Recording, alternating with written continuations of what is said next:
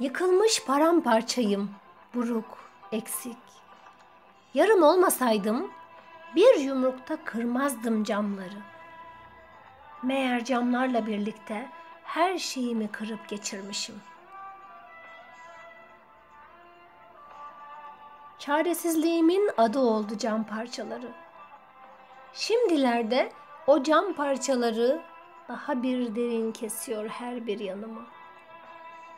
Tam geçti yaralarım derken birden bakıyorum ki her şey olduğu gibi aynı yerde. Dedim ya, eksiğim ki hayallerimin, çocukluğumun kurbanı oldum. Bir bir kaybettim her şeyi. Geçen zamanı, çocukluğumu geri getirmek mümkün değil. Ama bir günü versen bana hayat, geçen ömrümü bir güne sığdırabilirim. İşte o gün benim günüm olur. Yeniden doğarım o gün. İlk yapacağım şey saatlerce yürümek, yürümek. Seksek oynarım. Ben birim diye sırayı alsam, sonra taşı yanlış atsam ve yansam.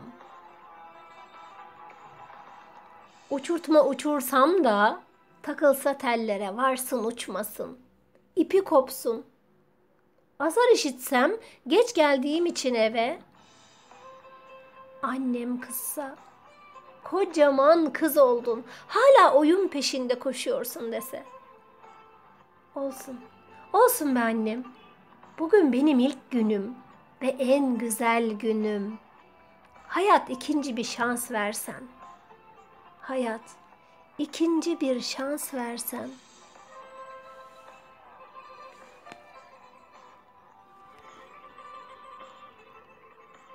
Şiir Evindar Sayılgan. Yorumlayan Hatice Türkmen Yurtseven.